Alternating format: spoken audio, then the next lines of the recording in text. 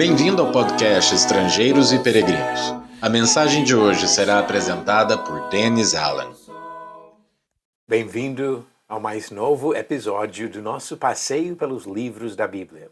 Hoje estamos no livro de Obadias e no final desta mensagem darei a resposta à pergunta 674 e uma nova pergunta para testar seu conhecimento das Escrituras. Mas hoje vamos pensar um pouco sobre o livro de Obadias, que fala sobre a condenação de Edom. A mensagem do livro de Obadias é uma visão a respeito de Edom. Os edomitas foram os descendentes de Esaú, irmão de Jacó, o neto de Abraão. A rivalidade entre as duas famílias, que se tornaram duas nações, continuou por séculos após a morte destes dois irmãos, Esaú e Jacó.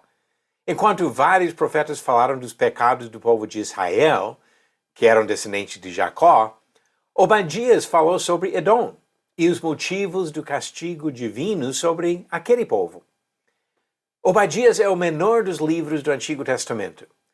Por não incluir referências específicas a acontecimentos históricos, a data do livro é desconhecida. Há sugestões de datas do século IX ao século V a.C. A tradição dos judeus geralmente trata Obadias como um dos primeiros dos livros proféticos. A mensagem é, de fato, muito parecida com a profecia de Jeremias, capítulo 49, do versículo de 7 a 27, que não seria um dos primeiros dos profetas. Mas este fato ainda não determina a data precisa, nem qual destes profetas escreveu primeiro.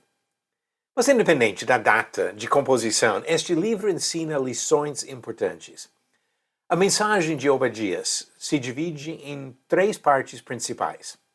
Versículos de 1 a 9 falam do castigo que Deus traria sobre Edom. Versículos de 10 a 16 explicam os motivos desta sentença divina.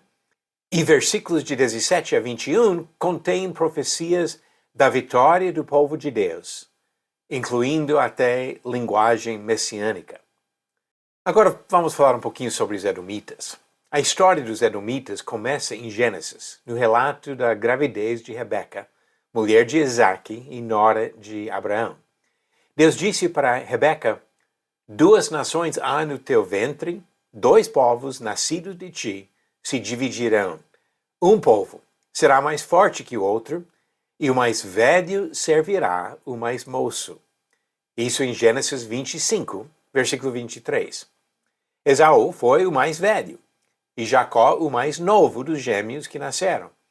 Durante décadas, Jacó e Esaú eram inimigos. Mas quando tiveram mais de 90 anos de idade, eles se reconciliaram. Mas seus descendentes viviam em conflito. A linhagem de Jacó, também conhecido como Israel, foi a nação escolhida por Deus para cumprir as promessas importantes feitas a Abraão. Deus cumpriu também a promessa de fazer uma nação dos descendentes de Esaú, mas os edomitas nunca tiveram a mesma importância dos israelitas. Ao longo do Antigo Testamento houve conflito entre estes povos. Os edomitas ocupavam um território a sudeste do Mar Morto e recusaram passagem livre quando os israelitas tentaram chegar à Terra Prometida, em Números capítulo 20. Deus não permitiu que os israelitas atacassem os edomitas, nem tomassem suas terras, Deuteronômio capítulo 2, e por volta de 1000 anos antes de Cristo, Davi subjugou os edomitas. 1 Crônicas capítulo 18, versículo 12 e 13, fornecem esse fato. Mas o filho de Davi, Salomão, não conseguiu manter este domínio total sobre os descendentes de Esaú, e quando os descendentes de Jacó sofreram nas mãos dos inimigos, Edom achou prazer nisso, e até ajudou os adversários de Israel contra seus irmãos, como diz Obadias, do versículo 10 a 14.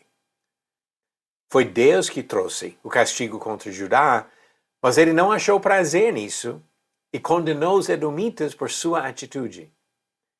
Mesmo quando Deus traz a justiça contra um malfeitor, não é motivo de comemoração, pois aqueles que amam aos inimigos como Deus o faz, em Mateus capítulo 5, do versículo 44 a 48. Não vão achar prazer na morte de ninguém, como Deus também não acha. Ezequiel 18, versículo 32. Apesar do seu foco no castigo dos edomitas, o livro de Obadias traz uma mensagem de esperança. Este livro não desenvolve os temas messiânicos com a mesma profundidade e clareza de outros profetas, como Isaías e Daniel, por exemplo, mas não devemos perder a importância da sua mensagem sobre o dia do Senhor, dia que traria justiça contra os inimigos de Deus e paz para seus servos fiéis. Obadias não oferece detalhes para nós, mas termina com uma confiante afirmação da soberania de Deus. O reino será do Senhor. Esse reino realizado, de fato, em Jesus Cristo. Vamos agora às perguntas do dia. Pergunta 674. Qual foi o nome do centurião encarregado com o transporte de Paulo de Cesareia até a Itália? Alternativas: A. Cornélio, B. Júlio, C. Tito ou D. Jairo. A resposta correta, alternativa B. Júlio. Diz Atos 27, versículo 1. Quando foi decidido que devíamos navegar para a Itália, entregaram Paulo e alguns outros presos a um centurião chamado Júlio, do batalhão imperial. Júlio foi encarregado com o transporte de Paulo de Cesareia até a Itália. E a nova pergunta envolve outro líder militar. Qual tribo de Israel reclamou porque Gideão não chamou seus homens à batalha? Alternativas: A. Azer, B. Efraim, C. Naftali ou D. Zebulon. A resposta no final do próximo episódio de Estrangeiros e Peregrinos. O livro de Obadias é pequeno, o menor dos livros do Antigo Testamento, mas ensina coisas importantes sobre a justiça divina, o castigo dos edomitas e os planos de Deus de uma exaltação do Senhor no seu reino. Obrigado por nos acompanhar nessa jornada pelas Escrituras.